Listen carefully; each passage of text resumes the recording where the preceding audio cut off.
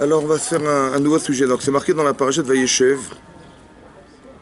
Vayeshev Yaakov Veres Migurei Aviv Veres Kenan. Donc Yaakov s'installe dans le pays où vivaient ses parents, Veres Kenan. Et les Toldot Yaakov Yosef.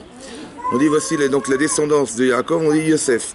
Yosef était a priori l'enfant qui devait continuer la lignée de Yaakov Avinu. Ben Sheva Esre Shana Ayaroe et Echav Vatson. Donc plusieurs détails intéressants d'y réfléchir, c'est la personnalité de Yosef. On dit d'abord qu'il avait 17 ans, il était Roé et Echav Vatson. Roé et Echav, berger avec ses frères. Alors qu'il est le plus petit des enfants, ouais. On dit qu'il est le Roé, c'est lui qui va diriger, c'est lui qui va être qui est le meneur, on va dire. Veu Nahar, il était un jeune homme. Et Bene Bilhav et Bene Zilpan et chez Aviv, il y avait Yosef et Dibatam Ralaviem. Donc il était donc c'est un Nahar, c'est un jeune homme, un adolescent. Et Bene Bilhav et Zilpan, on nous dit qu'il était proche des enfants de Bila et de Zilpa, qui étaient les enfants des Shfachot, n'est-ce pas? Pourquoi? Parce que Rashi explique, parce que les enfants de Léa se moquaient des enfants des Shfachot, les prétextant qu'ils étaient des Avadim, oui, des esclaves. Et donc comme ils se sentaient difficilement acceptés dans la famille, alors c'est lui qui allait, qui les secondait, qui les renforçait, d'accord? Donc on voit qu'il a une nature à rapprocher les gens, c'est une nature à soulager les souffrances. Et Rashi dit qu'il a fait du Lachon Hara sur ses frères, donc il a été raconté tout ce que ses frères, les enfants de Léa, faisaient de mal, il allait raconter à son père. Oui? Et dit Vatam Ralavim. Alors moi ce qui m'intéresse, on va faire par crescendo, essayer de comprendre par crescendo. Ici c'est marqué, c'était un Nahar. Un Nahar, ça veut dire c'était un jeune homme. Ben, évidemment que si il avait 17 ans, il était un jeune homme. Donc c'est quoi un Nahar? C'est quoi un jeune homme? Alors on dit, c'est pas l'état d'être un jeune homme. Rachid dit qu'il faisait Naasé Naharut. C'est vrai qu'il avait un comportement d'adolescent, de jeune. Voilà. Donc un Nahar, ça veut pas dire qu'il était dans l'état d'être jeune, mais il avait une itnagout, c'est-à-dire qu'il se comportait comme un jeune. Et Rachid explique quoi? Qu'est-ce qu'il faisait? Donc Rashi explique là ici Nahar qu'il était mekashkesh be'enav ouais mesatse be'sarotav. Il s'arrangeait les yeux, il se faisait beau. Voilà. Donc qu'est-ce que vous avez l'impression? Quelqu'un qui s'arrange à l'extérieur, c'est quelque chose de bien, quelque chose de mal? Comment ça se traduit chez vous ça?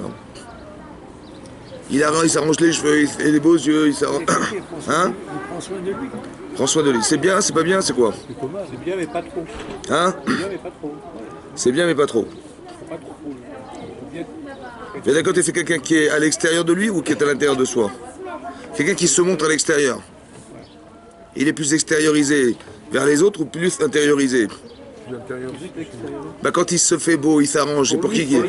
Hein? C'est pour qui? Pour lui, pour les autres, pour qui on se fait beau? Ou pour soi? Par exemple, une femme, elle se fait belle, c'est pourquoi? Pour les autres. Pour les autres ou pour soi? Allez lui demander. Elle le fait pour qui? C'est sûr que c'est pour elle. Elle n'est pas là pour montrer aux autres. Les khatrila, elle aime bien qu'on lui dise. Mais les khatrila, une personne, elle est belle pour elle. Ça va?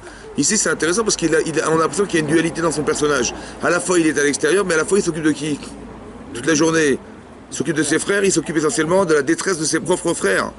Donc c'est quelqu'un qui ressent des choses. On a l'impression que c'est un personnage un peu contradictoire. Que d'un côté, il est chitsoni, il se montre à l'extérieur, il adore montrer qu'il est beau, et d'un autre côté, on a l'impression qu'il est dans la souffrance des autres. Ouais, qu'il sent qu'il y a un décalage, et c'est ce qui va peut-être engendrer le Lachon Hara. Comme si il avait envie de rééquilibrer. Vous savez, c'est qui se moque de ses frères? C'est eux, mais tu vas voir, eux aussi font des erreurs. Comme si que par désir de rééquilibrer une souffrance, il va dire du mal. Indépendamment du fait qu'il va dire à son père, il va essayer de raconter à son père. Bon, il fait du Lachon Hara. Alors, moi, ce qui m'intéresse, c'est de comprendre un peu cette dualité-là. C'est un personnage intéressant, Yosef, parce que il vit quelque chose de chitsoni et à la fois quelque chose de ptimi. Est-ce qu'on doit casser ce principe qu'un enfant, il veut se faire beau, il veut s'arranger, on lui dit, etc. Qu'est-ce qu'on lui dit? Qu'est-ce qu'on fait? Voilà, lui, il s'arrange les cheveux. Pourquoi la Torah donne ce détail? Pourquoi faire? Pourquoi nous raconter une chose pareille? Pourquoi la Torah nous donne ce détail il s'arrangeait les yeux, il s'arrangeait les cheveux? Pourquoi ce détail, il est intéressant? Il vous intéresse ce détail ou... Pourquoi nous dire ça dans sa personnalité? À quoi ça sert? À part ça, ça va? Après, avec Potiphar, c'était la même chose. Il s'arrangeait aussi les cheveux. C'est quelque chose qui va revenir après. C'est vrai, tu as raison. Par exemple, ici, il y a marqué après, plus tard dans la paracha, que son père, il va lui offrir un bégued. Un joli vêtement, oui ou non? C'est ça qu'il fallait faire? Si tu penses que d'être joli, d'être beau à l'extérieur, c'est grave, alors il fallait pas accentuer, on lui offre un vêtement, non? C'est ça que tu aurais fait, toi? Tu vois ton fils, il est comme ça, un peu léger. Tu dis, ah tiens, bah, j'ai un anniversaire, je lui achète un cadeau. Tiens, lequel? Un petit vêtement. C'est pas ce qu'il fallait faire, a priori. Donc, c'est-à-dire qu'il y a quelque chose de fort derrière le Belgued. Ouais, Yaakov, il a une autre kavana. Non, qu'est-ce qui va se passer? À cause de ce vêtement, la Torah dit, à partir du vêtement, comme ils ont vu, il y a marqué plus tard, dans la paracha, que Ve'Israël avait Yosef Mikol Banav, que Yosef, il ait préféré cet enfant plus que tous ses enfants, qui ben Zekuni Moulo, parce qu'il était le fils de la sagesse de Yaakov. Et comme il trouvait chez cet enfant une certaine forme de sagesse, il a voulu lui apprendre la Torah. Ve'Asalo qui était Passim, il lui a offert un vêtement. C'est intéressant que, encore une fois, il lui apprend la Torah, il lui offre un vêtement. Hein, c'est marrant, hein, c'est à l'inverse de ce qu'il est. Lui, il est Chitsoni, après on voit qu'il est timide. Et ici, on voit qu'il lui apprend la Torah, donc il va le construire, a priori. Et d'autre côté, il lui offre un vêtement comme cadeau. Quelque chose de Chitsoni. Vaïrou et Chav ont vu ses frères, Kioto à Avaviem. Kioto, que lui, à Avaviem, aimait leur père, Mikol et Chav, plus que ses autres frères, Vaïsnoto, Velo Yachul de Berou Shalom. Pourquoi c'est marqué Vaïrou et Chav Kioto? Pourquoi c'est marqué Otto? Pourquoi c'est marqué lui et pas marqué Veïrou Echav qui est Arav, Aviem et Yosef? Pourquoi il n'est pas marqué Yosef? Pourquoi il est marqué Otto? Otto Arav Aviem. Pourquoi il n'est pas défini cet enfant chez eux? Il est en quelque sorte étranger pour Otto Arav Aviem. Pourquoi il n'a pas de nom cet enfant? Pourquoi ce frère n'a pas de nom dans la Torah? Il est différent des autres. Pourquoi il n'a pas de nom? Il est dit comme ça. Il peut s'appeler Yosef et différent de Reuven, Shimon et Lévi. Différent. Mais pourquoi il n'y a pas de nom? Il n'est pas défini dans la Torah. Il n'a pas de nom parmi dans la tête de ses frères. Otto Avaviem et Kolechav. Otto Avaviem. Otto, lui, comme il est désigné comme quelque chose qui n'a pas de nom. C'est bizarre qu'il n'ait pas de nom. Il est considéré comme à côté, quoi. Il est pas... Pourquoi le fait d'être différent, ça doit engendrer automatiquement qu'il n'y ait pas de nom chez les gens? D'être différent, c'est d'avoir un nom différent. Pourquoi il n'a pas de nom? Pas de nom. Otto Avaviem et Kolechav. Et à part ça, hein, Vaïsnu Otto. La Gemara a dit qu'il a été méchané ben abanim. C'est-à-dire qu'il a fait une différence entre les enfants, ce qui a créé la haine. À cause de quoi?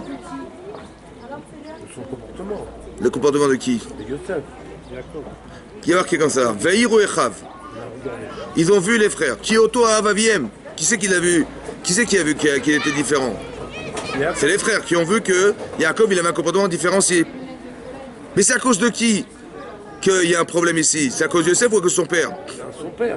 Donc pourquoi ils n'ont pas haï le père? Hein? Pourquoi ils ont haï le frère? Le frère il n'a rien fait, le pauvre. Lui on lui apprend la Torah, on lui a des vêtements.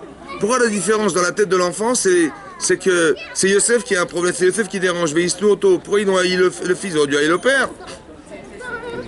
Pourquoi tu fais des différences, papa? C'est toi qui as un problème, c'est pas Yosef qui a un problème. Pourquoi l'enfant il va raisonner comme ça? Pourquoi l'enfant il va en vouloir à son frère et pas à son père? Hein? Alors ben, je sais pas, réfléchissez avec moi, j'aime pas tout dire moi.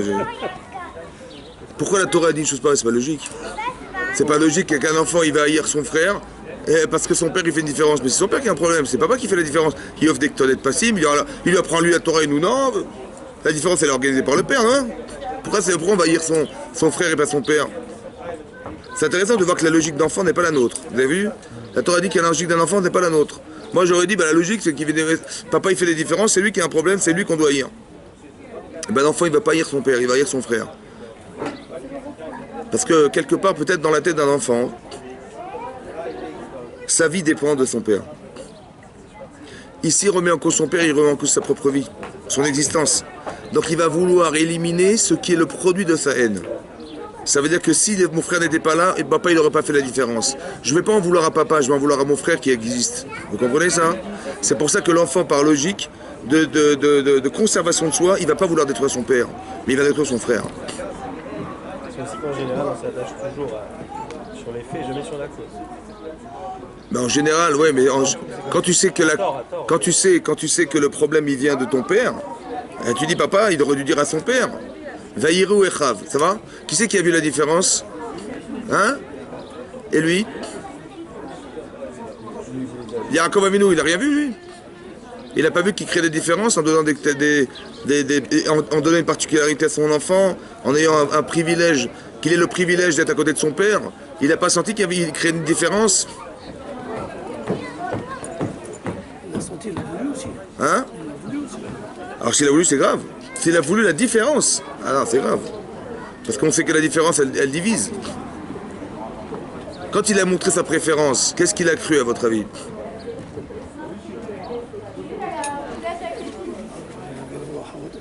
Hein? Ça lui est reproché, Jacob. Mais c'est marqué, c'est marrant, parce que c'est marqué qu'ils l'ont vu, les frères. Et lui, il l'a pas vu? Hein? Ça veut dire que quoi? Qu'on apprend, qu'est-ce qu'on apprend d'ici? On apprend qu'il y a une logique adulte et une logique d'enfant. Ça veut dire que la logique d'adulte, Jacob, il vous expliquera très bien pourquoi il a fait ce geste. Il vous dira, mais évidemment, il a mérité, il a bien travaillé, ou je sais pas moi, il a montré que pour lui, c'était logique qu'il faille offrir un cadeau à cet enfant, il est logique qu'il fallait lui apprendre à lui la Torah. Ça va, c'était logique. Mais il y a une logique adulte et la logique de l'enfant. Est-ce que l'enfant perçoit comme l'adulte? Non, lui, il constate que papa, il fait des différences. Mais il ne comprend pas la logique qui articule la différence. Alors qu'est-ce qu'il faut faire? Qu'est-ce qu'il faut faire pour éviter un conflit fraternel entre les enfants à cause du père? Qu'est-ce qu'il faut faire? Hein? Expliquer ce que... Ou il faut expliquer, ou déjà, mais pour expliquer, il faut rentrer dans l'émotion de l'enfant. Il faut regarder, il faut voir comme un enfant. Il faut rentrer dans la logique du regard de l'enfant. Vaïrou echav ki oto avaviem. Je dis, mais moi, j'avais de la vie. Mon Chas v'Shalom, je l'ai fait parce qu'il a bien mérité. Ah, ils n'ont rien compris, ben c'est pas grave, qu'ils comprennent pas, c'est pas grave. Moi, ça me dérange pas. Ça te dérange pas, ils vont aller en galoute. Ça doit te déranger ou pas? Bien sûr. Que la façon dont ton devoir, tes enfants, ton comportement est essentiel. Parce que Vaïrou echav ki oto avaviem mikol echav, ça veut dire qu'ils ont compris que papa, il les aimait pas. C'est énorme. Pourquoi? Parce qu'on lui offre des cadeaux, lui, nous, non. On lui apprend la Torah, lui, et nous, non. Monsieur fait de la chenara, papa, il dit rien. Vous avez compris ce qui se passe? C'est incroyable. Ça veut dire que l'enfant, il est plus dans la démarche de constater qu'il est comme si qu'il était inexistant derrière. Peut-être la haine des enfants de Yaakov vis-à-vis de Yosef, elles sont nées du fait de l'indifférence du père vis-à-vis d'eux-mêmes. Et ça crée de la haine. On a l'impression de ne pas exister pour lui. J'ai l'impression de ne pas être présent dans sa tête. C'est grave, hein? Ça veut dire que comme il fait des différences, on est moins important. Oto avaviem. Ça veut dire que la différence qui va être créée par le fait de l'importance que donne Yaakov à Yosef, cette différence est insupportable pour l'enfant qui a l'impression de ne pas être aimé. Et bien ça va créer de la haine. Tout ça parce que leur amour propre était toujours clair. Mais c'est bien sûr, c'est comme ça, mais comme chacun. Quand on se sent ignoré, qu'est-ce qu'on fait? Par exemple, vous appelez quelqu'un dans la rue, ça va? Un vieil ami d'enfance. Et vous l'avez reconnu, et lui, il vous connaît très bien si vous avez 20 ans d'amitié. Et vous l'appelez par son prénom dans la rue. Et il vous répond pas. Et il rentre dans sa voiture, vous courez derrière lui, il dit alors, il est à 2 mètres. Il démarre, il s'en va. Comment vous vous sentez? Hein? Et il vous a rien fait. Il vous a rien dit, il vous a rien fait. Qu'est-ce qu'il vous a dit? Rien, il vous a pas regardé, il vous a rien fait. Qu'est-ce qu'il vous a fait? Mais il vous a fait quoi? Il m'a ignoré. Vous avez compris? Il vous a ignoré, c'est énorme. Il vous a rien fait, comme ça. Pourquoi?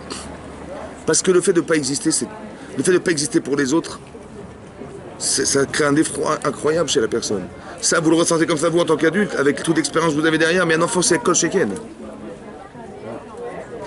Un enfant de ne pas se sentir exister dans sa famille, mais c'est effroyable.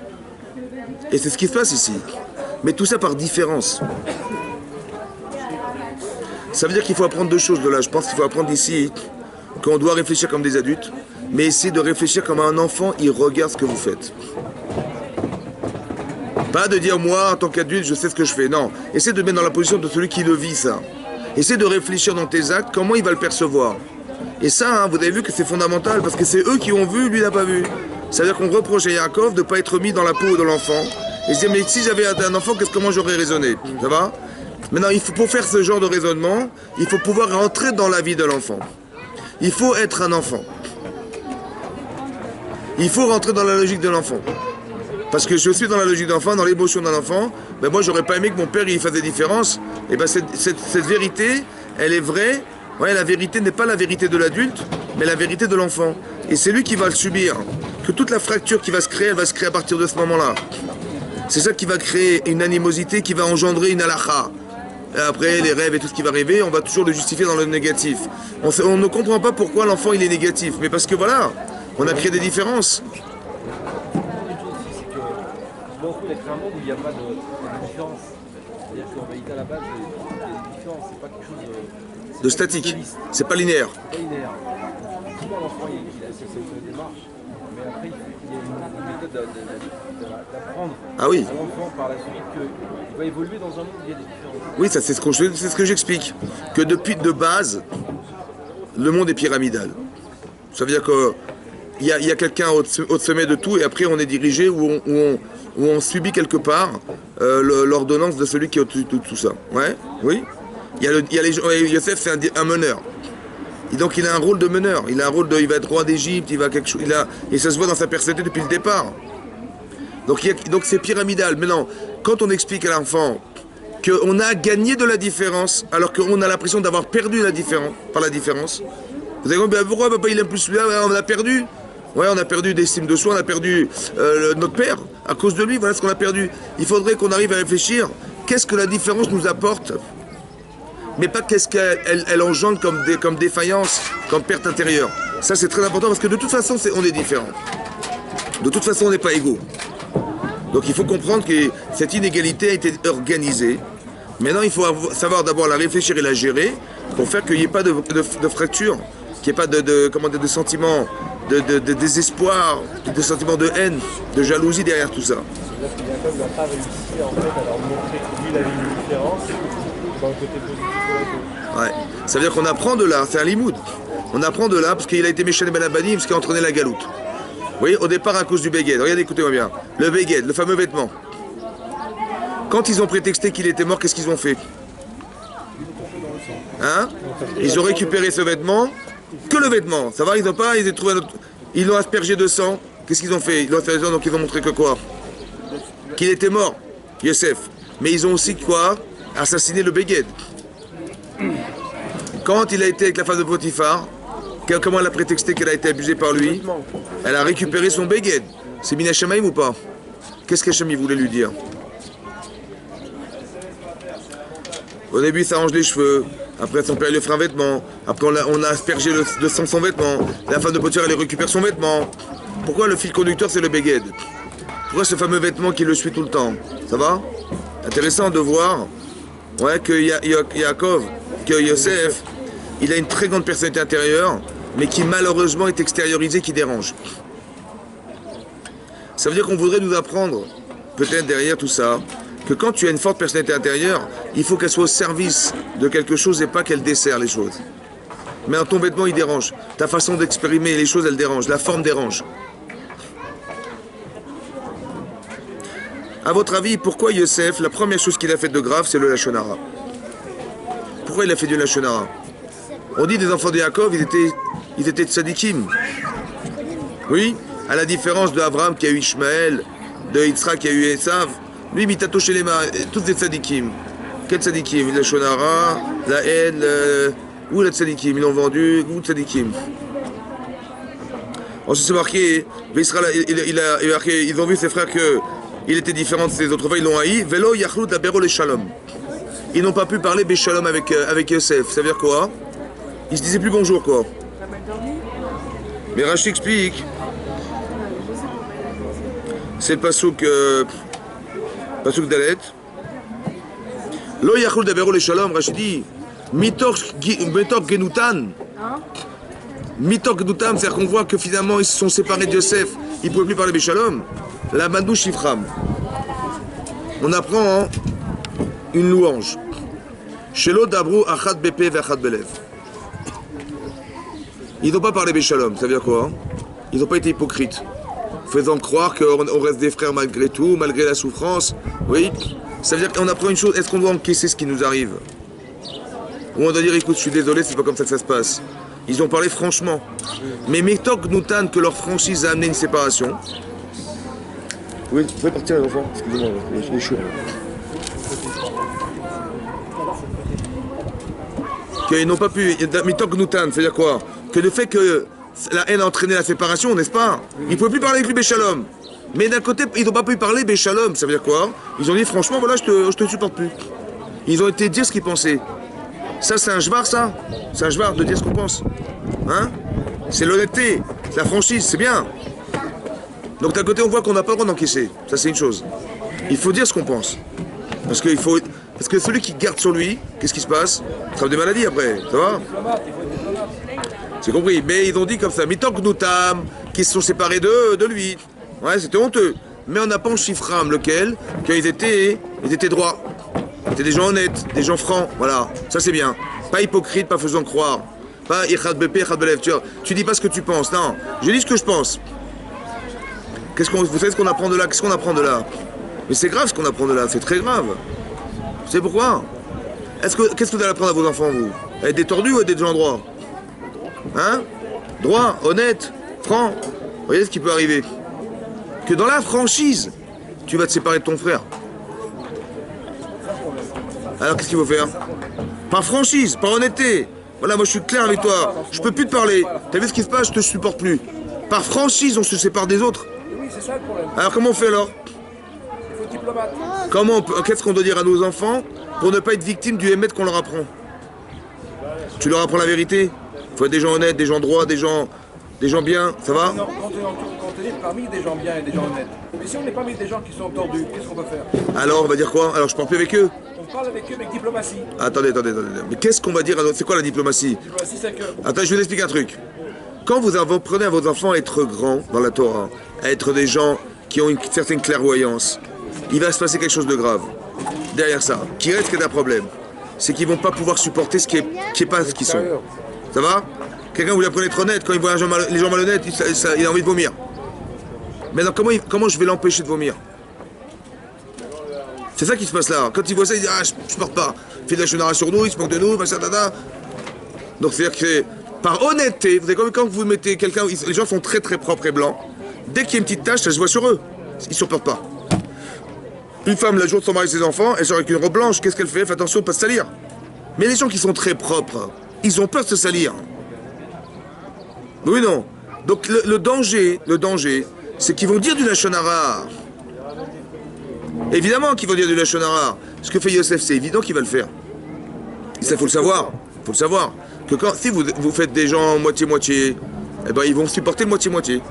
Mais quelqu'un qui va être un sadique, il va avoir un problème. C'est comment il va supporter ce qu'il n'est pas. Quand vous construisez des gens dans le Hémet, le problème, c'est qu'il va devoir supporter ce qu'il n'est pas. Mais c'est très dur, ça. Donc c'est évident qu'il va faire du lachon hara. Évidemment, il va faire du lachon hara. Est-ce qu'il est construit pour comprendre la différence? Vous lui avez dit, il faut être comme ça, comme ça, comme ça. Il voit le contraire. Qu'est-ce qu'il va dire? Papa, c'est quoi? Il va voir le contraire. On parle de fraternité, d'être sensible aux autres, etc. Et Yosef, il voit que ses frères, ils se moquent de ses propres frères qui sont des enfants. Évidemment que ça va le déranger. S'il n'est pas sensible, il va rien dire. Mais s'il est très, très, très sensible, ça va le déranger au possible. Donc évidemment qu'il va dire du mal de ses frères. Évidemment. Ça vous étonne ou pas, ça? Ça vous étonne? Non, c'est comme ça. Donc quand vous voyez ça, est-ce que vous allez gronder vos enfants? Mais non, parce que c'est le produit de ce que vous avez construit. On les met à l'école juive, on leur apprend la Torah, on leur apprend le Hémet. Mais évidemment qu'eux, ils ne savent pas gérer la différence. Évidemment. Donc c'est évident qu'ils vont dire du mal. Mais d'un côté, ça me rassure. Parce que ça veut dire que ce que je leur ai appris, c'est bien rentré. Mais dans lequel, comment je vais gérer maintenant la différence qui risque de détruire cette relation qui existe entre eux et les autres? Ah, comment je vais faire? Ça vous avez compris le problème? Hein? L'éducation. Qu'est-ce qu'il faut faire? Ça, c'est l'éducation. Mais qu'est-ce qu'on doit dire en tant que parent? Qu'est-ce que vous faites? Est-ce que vous dites, ah, c'est des réchem, laisse tomber, oubliez-les? Qu'est-ce qu'on fait? On leur dit que ça existe. Ah, mais ça sert à rien, parce que la haine va rester, la différence va rester, la fracture elle est là. Là, on va éviter la fracture, n'est-ce pas? Oui ou non? Si je dis, bah ça existe, c'est-à-dire que Yosef, c'est un rachat. C'est ça qu'on dit? C'est ça que je dis? Ah, je dis quoi? Par exemple, on voit exactement l'inverse dans la Torah. Regardez tous les tzadikim, comment ils sont comportés avec des réchaïm. Par exemple, Hachem, il va détruire Sédom. Il va dire à Mechassé, mais Avram, Machen Yosef. Est-ce que je vais lui cacher ce que je vais faire? C'est-à-dire que je vais détruire la ville. C'est ce que Chataim Lachem Meod. C'est un des grands fauteurs. Mais quand même, il demande à Avram de prier. Mais non, je ne sais pas, imaginez-vous ce que c'est que Sédom. Et que vous êtes Avram. Vous avez envie de prier, vous, pour ces gens-là, vous? Hein? Vous avez envie de prier pour des réchaïm comme ça? Des tueurs, des petits. Hein? T'as pas envie? Donc qu'est-ce qu'il veut Hachem? À part ça dans la prière, qu'est-ce que je vais dire de plus qu'Hachem? Hachem il a dit moi je peux pas les garder, mais je vais pas lui cacher donc je vais lui dire. Mais qu'est-ce que je vais moi dire à Abraham, à Hachem que quoi il s'est trompé Hachem? C'est dur de prier dans cette situation. Comment je vais pouvoir à moi imaginer que je vais faire mieux que lui quoi? Ça va, vous avez compris ça? Et à part ça, comment j'ai le cœur à vouloir prier? Hein? La situation n'est pas toujours comme ça. On n'est pas- Peu importe, on n'est pas là pour ça. Je vais essayer de comprendre quel est mon comportement vis-à-vis d'une personne pareille. Comment j'ai le ressort d'aller trouver des arguments pour aller prier Hachem. Comment j'ai le désir de sauver ces gens. Alors qu'ils sont Verishaim. Alors le truc c'est comme ça. On t'a pas appris la Torah pour créer des différences. On t'apprend la Torah pour combler la différence. On t'a pas appris la Torah pour dire, tu vois, ils sont différents de nous. C'est pas ça. On t'apprend la Torah pour dire, tu vois, c'est dommage, ils l'ont pas. Alors laisse-moi prier pour essayer de les aider. C'est la différence. Moi, j'ai la chance d'avoir un père comme Yaakov Avinu. Ouais. Et ben eux, ils l'ont pas eu. Mais laisse-moi l'opportunité de leur donner ce que j'ai appris de mon père, qu'eux n'ont pas eu la chance d'avoir. C'est comme ça qu'on raisonne. On n'est pas dans la différence. En disant, tu vois, nous on est protégés, on est dans notre ghetto et notre truc. Eux, ils ont pas, ils vont nous polluer la vie. Ça va? Plus on se sépare d'eux, mieux on se porte. On t'a pas appris la Torah pour te séparer des gens. Toi, tu as l'avantage, tu sais à quoi ça sert. Tu vis avec. Ben, ils meurent avec. Ils meurent sans. Alors vas-y, donne-leur un peu à respirer. C'est comme ça qu'on doit raisonner. C'est d'apprendre à nos enfants que si tu as eu la chance d'avoir la Torah, elle te sert à quelque chose, tu sais à quoi ça sert. Ça te sert à quelque chose. Mais aussi ça sert. Mais ils n'ont pas cet outil. Alors donne-leur les moyens. C'est comme ça qu'on doit réfléchir. Qu'est-ce que je peux apporter à celui qui vit cette carence? Il n'est pas rachat parce que foncièrement il est rachat, parce qu'il n'a pas la connaissance, parce qu'il n'a pas eu l'éducation, parce qu'il n'a pas été sensibilisé, parce que voilà. Mais la personne, la manière qu'elle est devenue rachat, elle peut dire tzaddik, pourquoi? C'est une question d'éducation, c'est une question d'apprentissage. Donc tu changes les personnes en fonction des enseignements que tu donnes. Maintenant ça va te déranger évidemment, parce que quand tu vas dire les mettre à des gens qui ne le sont pas, ça va les déranger, mais c'est pas grave. Au départ ça dérange. Après la contradiction elle se solutionne parce que qu'est-ce qu'il vaut mieux faire? Quand on fait un cours de Torah, on dérange les gens. Parce que la personne se sent mal de voir qu'elle est en décalage. Mais je dis mais c'est normal, mais c'est pas grave. Parce que tu sais ce que tu peux choisir dorénavant. Avant tu pouvais pas choisir, mais là tu peux. Alors qu'est-ce que tu fais? Vous avez compris? C'est de permettre à un homme de faire le choix d'être un tzaddik. Alors qu'un enfant ne le comprend pas, donc il faut lui expliquer. Tu vois, tu es bien, tu es serein, tu es bien dans une vie de Torah, tu te sens bien. Ben l'autre il n'a pas ce privilège. Alors plutôt que de dire ils sont différents, moi ça me dégoûte de voir des gens Khaled Shabbat. Nous on aime Shabbat, je mets Shabbat. Ce vrai problème en vérité, il est évidemment comme ça, mais pas seulement au niveau des enfants, mais au niveau des adultes. Plus on se rapproche de la Torah, plus on est éclairé, plus on risque de tomber dans ce piège. D'où on sait. Parce que c'est marqué dans la Gemara, dans Shabbat d'Aflamet Gimel, la Gemara dit que Rabbi Shimon Bar Yochai, lorsqu'il a été condamné par la justice romaine, parce qu'il voulait le condamner à mort, quand il a dit, vous savez, tout ce qu'ont fait les Romains, ils l'ont fait pour eux, ils ont fait des ponts pour les péages, il a dit du mal sur la Médina, sur le gouvernement, et donc à Rome, on a décidé de le condamner à mort. Et donc il a dû se sauver. Il se sauvait dans le Beth Midrash, après avec son fils, après finalement il se sauvait dans une grotte. Il est resté dans une grotte pendant combien d'années? 12 ans. Mais pourquoi? Qu'est-ce qu'il a fait? Il s'est dévêtu pour garder des vêtements propres.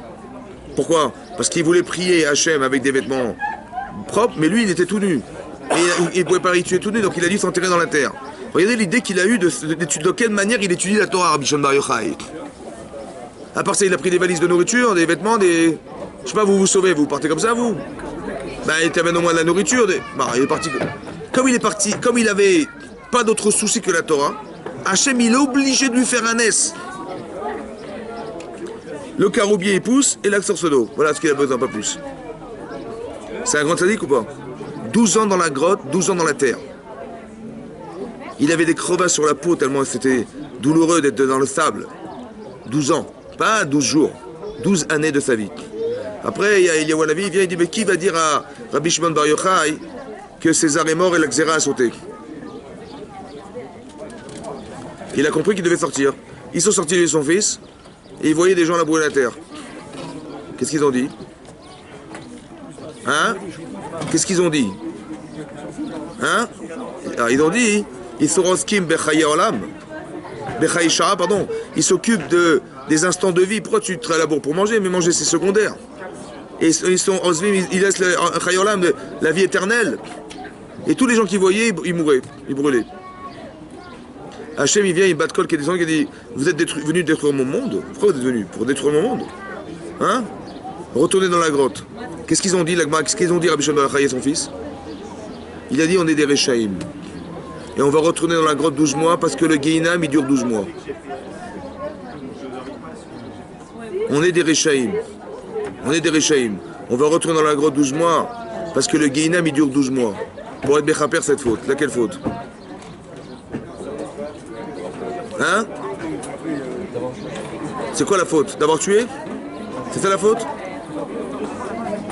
D'abord juger les gens. D'abord juger les gens. C'est quoi la faute? Ne pas accepter. Hein? C'est quoi le pshat? C'est quoi la faute? Ils ont dit c'est un rachat, Rabbi Shimon Bar Yochai? Ben il a dit, c'est ce qu'il a dit. Hein. Regarde la Gemara dans Shabbat, il a dit on est des Réchaïm. De ne pas accepter l'autre. C'est quoi la Rishout? La Rishout, c'est ce que c'est la Rishout? C'est d'être victime de son émet. D'être victime de son émet. Tu vois, les gens ne sont pas comme toi. Débarrasse. Non. D'être victime de son émet. Tellement il est kadosh que quand il voit l'inverse, c'est insupportable. Tu comprends, là? Ça veut dire qu'il faut faire attention à ce problème.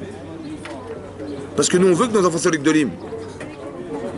Donc il faut qu'on arrive à comprendre derrière qu'on risque de les rendre victimes du émet qui va rendre insupportable celui qui l'est pas. Donc qu'est-ce qu'il faut faire? Il faut savoir à quoi il te sert ton émet. Maintenant, toi, tu es un gadol batora, Rabbi Shimon Bar Yochai. Quand il voit les gens labourer pour lui, il dit c'est pas possible. Mange des cacahuètes et va tuer à Torah toute la journée. Ça va? Cette conception, elle est vraie pour toi. Elle est fausse pour lui. Parce que le monde n'est pas linéaire. Le monde est pyramidal. Seulement émotionnellement, c'est impossible. Parce que quelqu'un qui s'est enterré pendant 12 ans dans la terre pour la Torah, c'est dur d'avoir une conception différente. Donc il y a un désir, il y a un besoin d'adaptation, ça va prendre 12 mois. 12 mois dans la grotte, c'est quoi le Gehinam? C'est se réadapter dans le monde dans lequel tu vis. Toi, tu vas pas donner toute la... Quelqu'un qui vous apprend la Torah, c'est quelqu'un qui vous fait un shiur comme on fait à la yeshiva. Le yeshiva, il fait une yeshur. On n'aura rien compris. On n'aura rien compris parce qu'on n'est pas préparé, parce qu'on ne sait pas réfléchir comme lui, c'est vrai. Donc à quoi il sert ce shiur? À quoi il sert? Il sert à quoi? Il a fait un shiur, une bombe atomique. Écoutez, c'était magnifique, on n'a rien compris. Hein. À quoi il a servi le shiur? Hein? Dites-moi. Il a servi à rien. Pour lui, il a servi. Mais il a parlé pour qui? Il a parlé pour lui. Qu'est-ce que ça veut dire? Ça veut dire que tu dois donner en conséquence des personnes qui sont en face de toi. Et si tu en mets trop, qu'est-ce qui se passe? Hein? Tu les tues. Donc il faut mesurer en fonction des personnes. C'est ça de sadique. C'est ça de sadique. Sadique, c'est que quelqu'un, il a le émettre. On t'a pas demandé de renvoyer tous les émettes que tu as dans la tête aux gens. On t'a demandé de mesurer en fonction de ce que les gens ont besoin d'entendre. Et ça, c'est ça le sadique. Tu as compris? Vous êtes venu détruire mon monde. Tu crois que je t'ai donné la Torah pour que tu arrives à créer la différence? Non. Je t'ai donné la Torah pour que les gens qui ont besoin de ça, et toi tu t'auras le donné, et un peu moins, un peu plus. C'est ça qui, toi, qui au goutte à goutte, tu vas donner en fonction des personnes. Mais ça répond pas aux enfants de Yaakov, c'était tous des tzadikim, comment ils ont réagi comme Mais c'est victime de cette tzidkout, t'as pas compris? Mais ils étaient tous tzadiks. Mais c'est victime de cette tzidkout. Bien sûr, tzadikim, alors c'est contradictoire, mais non. Parce qu'on peut être victime d'être un tzadik. Victime, ça veut dire quoi victime? T'es tellement émettre que tu supportes pas ce qu'il n'est pas. Tu peux pas parler béchalom avec les gens. Tu te sépares d'eux. T'as compris? Youssef, c'était un tzadik, ça veut dire que frère. Écoute-moi bien. Ce problème-là, c'est le problème qu'on a tous. Seulement, il faut le comprendre. Chacun son échelle, quoi. Il faut comprendre qu'un jour, tu vas prendre de les mettre à tes enfants, ils auront un problème. C'est celui-là. T'as compris ça?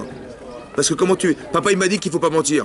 Et je vois que des menteurs. Papa, il m'a dit qu'il faut être honnête. Et je vois que des malhonnêtes. Papa, il m'a dit, mais moi, je peux pas, moi, je suis émette. Papa, il veut être chômeur Shabbat, il va chômeur Shabbat. Je vais émette. Comment je vais supporter? Oui, non. J'ai pas envie de me mentir, je suis pas hypocrite. Ça, c'est du Yetzer. T'as compris ça? Ça qui a marqué Yetzerara, c'est un Yetzerara, ça. Que par honnêteté, on peut avoir du Yetzerara par honnêteté. Donc qu'est-ce qu'il faut faire? Il faut apprendre à comprendre que ce que tu as, ça ne te servira que si tu sais le transmettre. La souffrance, c'est pas la souffrance de la différence qui te dérange, mais la souffrance de la différence qui n'est pas remplie là-bas. C'est ça que tu dois avoir. C'est pas pareil. Mais c'est des raisonnements qui n'ont rien à voir, vous comprenez ou pas? On n'est pas en souffrance de la différence. On doit être en souffrance de voir que l'autre n'a pas cet avantage. Abraham, il va prier. Moshe Rabbeinu dit, Hachem, il dit, écoute, ils ont fait l'odeur.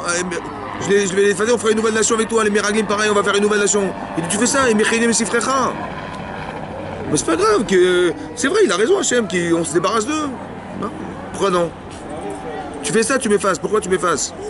Mais trouve le kavod qu'il a, Moshe Rabbeinu lui dit, tu es le nouveau Adam Arishon. Il y a de quoi dire que la kavod, non? C'est dur de refuser. Insupportable d'entendre. La Gemara dans Brachot, elle dit, quand il a dit, Hachem il a dit, et c'est les Gadol, c'est ce qu'il a répondu à Moshe Rabbeinu. Il dit, qu'est-ce que je vais dire au Havot? La Gemara dans Brachot, la Medbet, elle dit, il a dit à Hachem, mais qu'est-ce que je vais dire à Avraham Yitzchak Yaakov? Comment tu as osé dire, oui, bien sûr, on va l'effacer, mais alors tout ce qu'on a fait, pourquoi? Il dit, je peux pas. Ça veut dire que c'est incroyable. C'est-à-dire que le contrebalancement du kavod, c'est d'avoir la honte, d'avoir eu la honte de ne pas pouvoir quoi dire, par respect pour la vote, il a contredit un respect qu'il avait de soi-même. Vous avez compris ça? C'est ça le Hémet. Le Hémet, c'est pas la vérité n'est pas rigide. La vérité, elle est très élastique, très aléatoire. Il faut faire très attention de ne pas tomber parce que le Yetzer Hara, c'est quoi, par honnêteté, comme les gens ils sont très honnêtes, ils ne sont pas dans la Torah. Mais honnêtement, hein, pourquoi? Parce que attends, la Torah c'est trop beau. Attends, moi qu'est-ce que je suis moi? Et par honnêteté, ils vont pas faire des mitzvot. C'est grave, hein? Vous avez compris? C'est ce qui se passe. Ils sont tous des sadikim. Seulement le problème, c'est d'arriver à gérer la tzidkout. Comment ça se gère? C'est ça qu'il faut comprendre. Nous, en tant que parents, en tant qu'éducateurs, on doit comprendre ces principes-là, ils sont très forts. Pareil, tout est pareil. Que tout ce qui est marqué dans la Torah, c'est jamais des avérotes grossières. Tu dis Myriam fait la Shonara, oui? C'est jamais grossier, les Meraglim, jamais. Il faut toujours comprendre avec beaucoup de subtilité. C'est très intelligent, donc il faut le comprendre avec beaucoup d'intelligence. Et pas de croire que des voyous. Quand tu l'as parlé, tu crois que Yaakov, il a que des voyous dans sa famille, quoi. Tous ses enfants, c'est des voyous, quoi.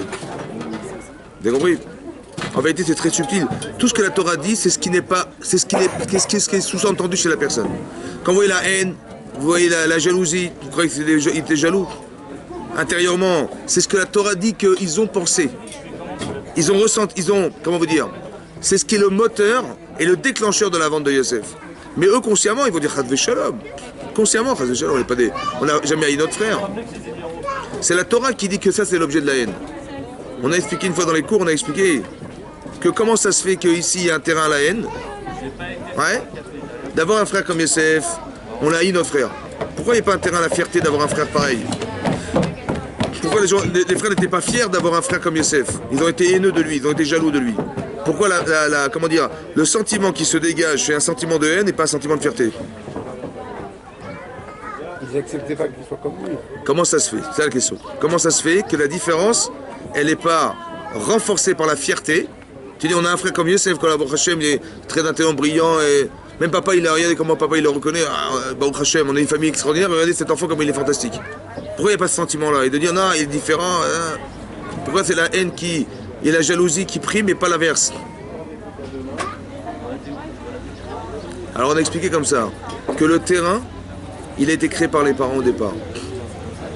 Parce que c'est marqué dans la paracha qui précède, avant, c'est marqué que quand Yaakov il a épousé Rachel, il est marqué Veyav. Après il a dû épouser Léa et après il a épousé Rachel. Mais il est marqué dans la Torah, il est marqué Veyav. Yaakov, Gam et Rachel Miléa. Gam. Aussi Rachel Miléa. Ça veut dire quoi? Il aimait Rachel.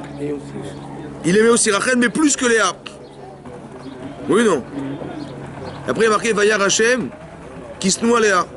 Ah bon? Mais non, il y a marqué qu'il aimait. Ça veut dire que le manque d'amour de Yaakov vis-à-vis de sa femme, ça a créé une sina qui a été vue. Et après on a expliqué que Léa, elle va appeler ses enfants au nom de quoi? Les Reuven, Ra Hashem Beroni. Hashem il a vu ma souffrance. Reuven. Shimon, Shama Hashem qui se noue à Anochi. Il a entendu Hashem que j'étais haï. Lévi, Oula il avait Ishi. Peut-être mon mari m'accompagnera. C'est-à-dire que tous ces problèmes de couple, elle le met dans ses gosses. Reuven, oui, vous avez compris ça? Alors j'ai dit comme ça, j'ai dit, est-ce que c'est conscient chez Yaakov ça? Ce que je vous dis, c'est conscient chez lui ou pas? Et bien, Yar Hashem, pourquoi il n'a rien vu lui? Ben non. Ça veut dire que ce qui est inconscient chez les parents, la fracture, elle va se ressortir conscient chez les enfants. Et c'est eux qui vont devoir solutionner la problématique des parents. C'est ça qui est marqué dans la Torah. C'est ça les noms des enfants. Vous avez compris? C'est pour ça que là on a un terrain. Celui qui va devoir solutionner la haine des frères, c'est Yosef. Mais parce que le Yosef est le fils de qui? De Rachel. Et eux, les enfants de... Tu vois, oui. Ce problème intérieur chez les parents, il se retrouve chez les enfants. C'est ça qui est marqué là. Pour ça qu'on n'est pas dans un terrain inverse. Que s'il aimait autant l'une que l'autre, il n'y aurait pas eu d'ambiguïté. On aurait ressenti différemment. C'est dingue. Hein. C'est-à-dire que la conscience des parents qui n'est pas présente, elle se retrouve consciente chez les enfants. Ça ressort en conscience chez eux. Et c'est eux qui vont devoir avoir la conscience de comprendre que c'est pas normal que j'aille mon frère. Ça va? C'est pas normal. Et ça, hein, c'est à moi de combler ça. C'est ça ma faute en fait. Je porte en moi ce qui n'a pas été compris derrière, qui n'a pas été solutionné derrière. Oui. Mais c'est très important de comprendre tous ces mécanismes-là, parce que l'éducation de nos enfants, il dépend essentiellement de ça. Que toi, tu sais ce que tu es et ce que tu sais ce que tu peux apporter. C'est pas par hasard que nos enfants nous ressemblent. Parce qu'en hébreu, panim, ça veut dire quoi panim? Et pnim, c'est bon que c'est le même mot. Panim et pnim, l'intériorité. Quelqu'un qui est heureux, ça se voit sur sa tête ou pas?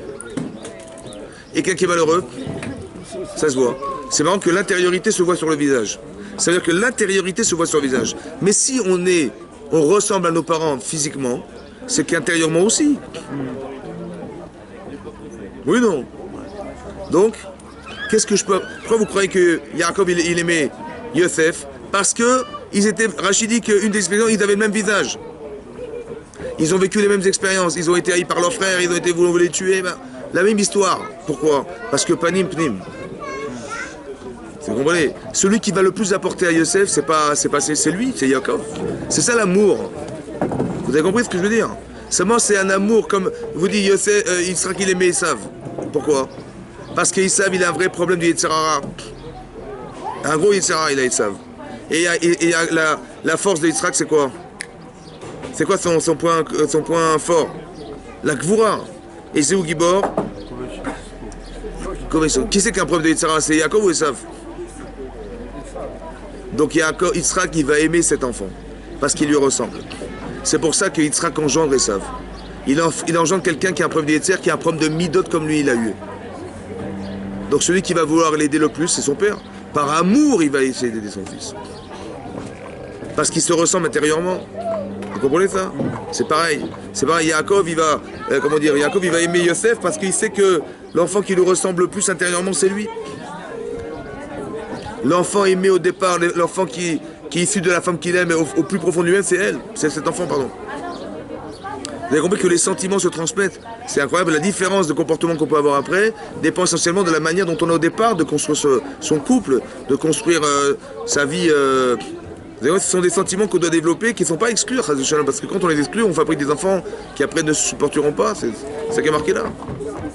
Tous ces enseignements, ils sont très forts, il faut faire attention, d'accord? Et aussi de faire attention quand on apprend à les mettre aux gens, de leur apprendre à gérer la vérité.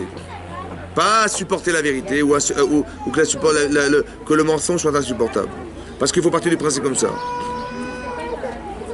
Les gens tels qu'ils sont, ils ont été créés cachers. Vous voyez? Quelqu'un, il est né pour être un tzaddik. Ah, pourquoi il n'est pas devenu? Parce qu'il a décidé de ne pas le devenir. Mais sa décision dépend essentiellement de sa façon de comprendre sa vie. Nous ne sommes que le résultat de nos choix. Donc si quelqu'un il a fait le choix d'être un rachat, il est rachat. Mais non, c'est qu'un choix. Est-ce qu'un homme me dit rachat? Non, il a fait le choix de l'être. Mais non, il peut faire le choix inversé. Mais toi, tu dois savoir ça. Toi, tu dois l'aider à pouvoir faire le choix inversé. C'est ça. Pour ça qu'on t'a donné la Torah. On t'a pas donné la Torah pour juger qu'il est rachat. Et de dire, ah, Dieu, il est dangereux. Non. Des fois, il faut avoir la capacité de comprendre que ce qu'un homme est au fond de lui-même, c'est qu'un choix. Par exemple, est-ce que vous avez décidé de vivre?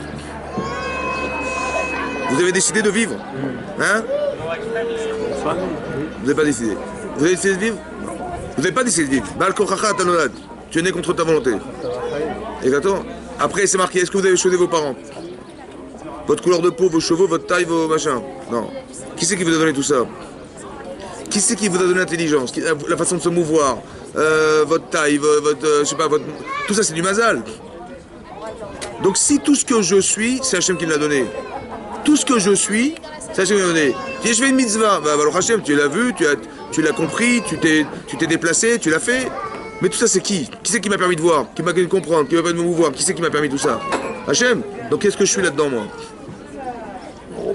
99,9% c'est Hachem. Hein? Aujourd'hui, c'est que les gens ne comprennent pas. Qu'est-ce que je suis? Alors qu'au final, tout ce que je suis, Hachem me l'a donné. Alors je suis quoi? Je suis rien. Ah, si on n'est rien, c'est grave. Non, je dois me soumettre. Donc c'est grave aussi, c'est grave. C'est la soumission. Sinon, si on n'est pas soumis, on est rebelle. Mais dans quel sens soumis? C'est ça qu'il faut comprendre. C'est quel sens? Par exemple, vos enfants, vous voulez qu'ils soient soumis à vous ou indépendants un jour, mais par soumission quelque part. J'ai compris. Mais après, mais c'est dans quel but? Dans le but d'être écrasé par la soumission ou d'arriver à se mouvoir avec? Alors c'est pas. Donc on n'est pas soumis simplement. Au départ, on est soumis. J'entends. Mais qu'est-ce que vous êtes au fond alors? Justement, on se cherche. Qui c'est qui est? Oubliez ça. Tout ce que vous allez faire, c'est le produit de ce que vous avez pensé. Mais la pensée, c'est Hachem. Les yeux, c'est Hachem. Votre neshama, c'est Hachem. Votre gouffre, c'est Hachem. Tout est Hachem. Alors vous êtes quoi là-dedans? Quoi? Mais quoi? Vous allez faire une mitzvah? Ça vous donne une part au monde futur? Mais quelle part? Parce qu'il n'y a rien à vous là-dedans. Tout ce qu'Hachem vous a donné, c'est lui qui organise Galed et c'est lui qui vous fait rentrer. Alors c'est quoi? Vous êtes quoi alors? Voilà. Vous n'êtes que d'avoir choisi. C'est tout, basta. Je vous ai donné de l'argent. Je vous ai donné une maison, je vous ai donné un machin. Qu'est-ce que vous faites avec? Choisir, on est tous choisis. Choisir que ce que vous allez faire avec cet argent. Une mitzvah ou une avéra, c'est vous qui choisissez. Vous n'êtes qu'un choix, c'est tout, basta. Il n'y a rien d'autre. Vous n'êtes que le choix de faire de vous quelque chose. C'est ça le monde futur. Donc ça veut dire que c'est qu'un choix. Donc est-ce qu'on peut dire qu'un homme il est rachat? Non, il a fait un choix de rachat, mais il n'est pas rachat. Donc il faut simplement quoi? Changer le choix. Donc maintenant vous avez compris que mes enfants, je vais leur apprendre que la Torah, hein, ça va leur permettre de faire des bons choix. Mais pas personnalisé, pas rester à ce... Hachem il est aussi intéressé que le kavod de la Torah et d'Hachem, il soit répandu dans le monde. C'est son kavod. Oui ou non? Il est honoré par ça. Mais moi, comment je vais l'honorer, Hachem? Bah, peut-être que je vais l'honorer en faisant que l'autre aussi il peut aussi avoir l'avantage que j'ai un jour. Peut-être, non? Que s'il devient tzaddik, voilà, j'ai appris la Torah, et je vois que l'autre, il ne sait pas. Ben, mon problème, c'est pas d'être dégoûté qu'il ne sache pas ou qu'il soit différent de moi. Peut-être mon intérêt à moi, et c'est la fierté d'Hachem. Comment je vais l'honorer? Ben, peut-être que si on est 2, ça sera mieux pour lui. Et si on est 4? Et si on est 10? Si on est 1000? Peut-être encore mieux. La haine gratuite a détruit le Beth Amikdash. Depuis quand la haine, elle détruit les bâtiments? Comment c'est possible? Par quel courant électrique? On ne se supporte pas, ça détruit les Beth Amikdash. Parce que s'il n'y a pas de clan Israël, parce qu'il y a la haine gratuite, il n'y a pas, Akadosh Baruch Hu n'est pas le roi du monde. Donc c'est pas le roi du monde, à quoi il sert Beth Amikdash? Ça sert à rien. C'est-à-dire que s'il n'y a pas de lien, Hachem il ne peut pas exister. Pour nous. Donc on est obligé de créer des liens pour qu'il soit le roi du monde. C'est ça le pshat. C'est de la lecture, ça. C'est plus compliqué dans la... C'est ça vous savez maintenant ce qu'il faut faire? C'est ça qu'il faut faire, c'est pas de la lecture. C'est de savoir ce qu'on doit faire dans sa vie. Chazak ou Baruch.